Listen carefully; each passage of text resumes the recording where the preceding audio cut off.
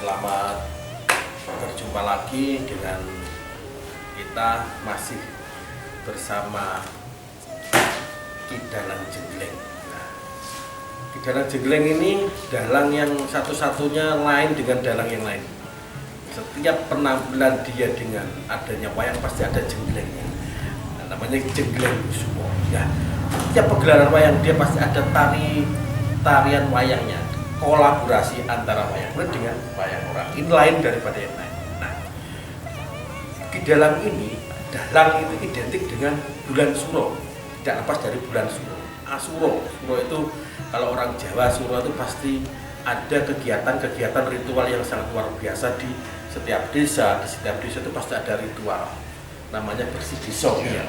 Ada bersih desa, ada ruatan bumi dan sebagainya. Nah, Ki Dalang ini semenjak dia jadi dalang, setiap suro itu pasti mengadakan ruatan massal. Nah, ruatan massalnya ini aneh, ruatan massal apa gitu namanya? Ruatan massal yang sekarang ini ruatan massal Bumi Nusantara. Ruatan massal Bumi Nusantara. Nah, padahal Ki Dalang ini kan di Magetan. Kenapa kok ada ruatan massal Bumi Nusantara? Nah, kita tanyakan yang lebih jelas sama Ki Dalang. Monggo Ki. Acara apa Ki nanti ketika ini sebentar lagi ada di bulan Suro ini, acara apa dan ruatannya itu seperti apa dan apa sih kok bisa dinamakan ruatan massal Nusantara? Iya sebenarnya. Ya gini Mas Om, jadi menurut Mbah dulu ya, saya itu kan karena saya tidak sekolah dalang, saya ya pernah belajar ke guru saya cuma sebentar waktu itu. Guru saya itu Ki Samsu karena saya dari kecil adik-adik bapak itu dalang semua, jadi saya dari kecil itu sudah tahu wayang. Cuman saya tidak punya pemikiran saya jadi dalang juga. Itu tahun 2000 lah saya mulai dalang. Jadi saya latihan kalau tidak beli 2 minggu. Waktu itu kakak saya punya hajat, terus saya sama Yoko suruh dalang gitu aja waktu di Gembiangan. Saya masih ingat lakonnya Gatot dari Ratu. Ya. Saya mayang pertama itu sampai jam 5 pagi. Mayang pertama ya. Tahun berapa gitu Ki? Di Ngerambe itu ya sekitar tahun 2000-an lah. 2000 berapa gitu, lupa saya.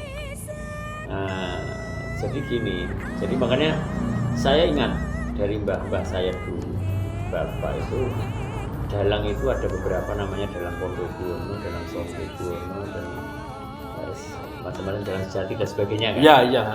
Orang yang kebetulan dia enggak sekolah jadi dalang ya termasuk dalang Songgobuwono.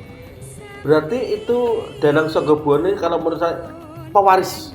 Enggak, Songgobuwono itu yang tiba-tiba jadi dalang aja. Dalang Tiban gitu dia. Kita tidak punya keturunan. Enggak punya keturunan. Ya kita keturunan Nabi Adam aja. Tapi gini Ki, ini pertanyaan. Setelah Ki Dalang ngomong dalang Songgobuwono, terus dari awal Ki Dalang tahu cerita ini. Ini kan pasti luar biasa. Ada berapa lakon aja Ki? Tuh, tahunya dari mana Ki Dalang ini? Di saya kecil di era tahun 70-an. Ya, tahun 70-an itu di daerah saya tuh kan tidak ada hiburan selain wayang sama ketoprak atau orek-orek. Nah, kebetulan bapak itu bapak saya itu dagelan orek-orek. Di Ngawi kan adanya orek-orek begitu. Orek-orek, ketoprak, terus adanya wayang, yaitu masa-masa mudanya Pak Mantep. Di sana kan dekat dengan Sragen, dan sebagainya. Dan saya sering lihat. Dan dulu udah ada sindennya tuh di depan, tidak ada, sindennya di belakang. Jadi di depannya pengendang. Tadi nggak di depan geber tidak? Enggak. Jadi ini geber ya, sindennya di sini. Madepnya ke penonton? Enggak mendepnya ke kelir. Jadi kalau orang ngomong ngukur nih. Betul, penonton. tapi sebenarnya kan gini, wayang itu dari pewayangan kan. Ya. Kayak di tempat saya dulu, orang wayangan itu di Caga 4 ini kan di sini, di depan ini. Nah di belakang kelir ini, di sananya, itu orang yang lihat, tapi hanya di wayangan nih. Iya. Nah, jadi tidak di depan. Saya kecil tuh sering dekat kota ini karena di situ tidak ada sinden waktu itu anak-anak kecil. Jadi tiap hari saya sampai hafal kalau merti desa atau Dan di daerah Gunung Lawu sebelah sana itu kan setiap desa ada yang punya, lurah itu pasti punya ada gamelan. Ya. Nah di sana tuh pasti tiap Jumat Legi kalau di sana itu mesti wayang setahun sekali. Nah lakone kalau itu mesti Sri Mule, Sri Boyong, Semar Bangkayang. Jadi tertanam sekali. Jadi, itu sudah luar kepala. Jadi intinya Kedalang ini nggak punya guru. Dan yang guru saya hanyalah guru sabet. Oh gitu ya. Saya punya guru sabet, saya hanya ingin tahu seperti apa joget wayang misalnya Semar ini ya. Iya, Misalnya iya. Semar. Bakunya Semar itu kalau joget gimana? Apa melakunya gini? Nah ternyata ada. Ada teori-teorinya sendiri ada ya? Sendiri. Terus memegangnya gimana itu kan ada. Misalnya Semar lagunya gini. Ya. Nah, terus kemudian kalau seperti raksasa itu harus gimana? Nah, itu kan ada. Misalnya harus gini, harus. Nah, jadi teknik ini ternyata ada. Karena saya bukan orang sekolahan, saya belajar ke Guru. guru saya. Ya. Saya diajari untuk teknik istilahnya wangsalan joget. Wangsalan Jadi kalau orang joget. kiprah itu gimana, apa yang namanya tumplak bum itu gimana, Iya. yang lawungan gimana, yang anggar keris gimana, itu kita harus tahu. Ya, Itu adalah teknik dari sabet. Jadi yang lain-lainnya itu mengalir aja. Saya juga udah tahu. Makanya saya satunya dalang yang saya tidak bisa kalau dalang dikasih tag. Seperti anak-anak yang dia bikin tag sendiri. Untuk saya tidak bisa kalau itu. Saya Kalau paling garis besar gitu aja. Kedalang tadi ngomong kita saya nggak punya tag, nggak ada tag. Terus kalau sekarang saya ini mau minta lakon ini, ya minta lakon ini. Berarti Kedalang itu sudah punya asumsi semua di otaknya. Oh ini lakonnya begini, Ya. begini sudah tahu semua nanti rentetannya. Dalang itu gini, dalang itu ada satu hal yang boleh. Misalnya kita bikin lakon sendiri itu kan bisa. Loh, bisa. Bisa.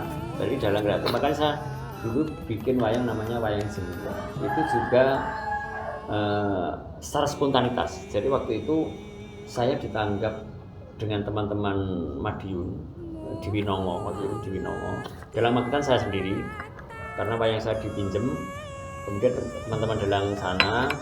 Nah, waktu saya turun dari panggung setelah kolaborasi dengan teman-teman Madiun, itu ada orang yang mendekati saya. Pak, saya sebenarnya ingin menangkap wayang, cuma dananya kok besar sekali. Iya. Terus saya bikin, oh gimana kalau saya bikinkan wayang Jenggreng? Saya juga udah tahu itu. Saya bicara gitu langsung. Gimana kalau saya bikin wayang Jenggreng? Wayang Jenggreng itu wayang seperti apa? Saya terjadi gini, wayang Jenggreng itu gamelannya enggak putih. Karena waktu itu rame-ramenya campur sari. Iya. Rame-ramenya campur sari dan saya sendiri punya campur sari. Nah, gini Pak, jadi wayang Jenggreng itu kita kolaborasi. Jadi gamelannya tidak banyak, hanya pakai orjennya 2 waktu itu, orjen 2, ada Demung Saron, Denden Sentem sama gantungan ini 1. Iya. Nah itu kemudian saya mulainya habis nisak persis jam 7 nisak, setengah 8 saya sudah mulai. Nanti jam 12 harus selesai. Ternyata dia mau. Berarti mulai itu, setelah itu waktu itu tanggapan cuman 4.500 Satu malam. itu 4.500. Setelah itu naik jadi 5 juta, 6 juta, 7 juta, 8 juta, itu ramai sekali ya. Saya ramai itu. Jadi orang masih rasanya sih kurang. Iya. Nah, memang saya bikin itu, jadi bikin Penasaran orang biar penasaran ya. Kenapa saya bikin Jenggreng ini pendek ini, wayang itu pendek dan kolaborasi itu. Misalnya ditanggap untuk hajatan. Jadi tamu itu sudah bisa melihat limbuan. Karena jam 8 sudah limbuan. Kalau dulu limbuan, kalau belum jam 2 belum limbuan ya. Nah, itu. Dan anak-anak kecil sudah dekat saya semua. Iya. Saya sering ini toko wayang apa, nanti tak kasih uang kalau bisa. Itu pikiran saya seperti itu. Nah, akhirnya waktu itu dari dinas Pardupora saya disuruh untuk main di Taman Mini. Di Taman Mini untuk mewakili. Pernah ke Taman Mini ya? Iya, ke sana. Ya saya satunya jalan sebenarnya yang bikin yang namanya kolaborasi wayang jengleng antara Nyatoprak, antara apa itu wayang orang tak kolaborasi jadi satu. Ya, jadi gini, sesuatu seniman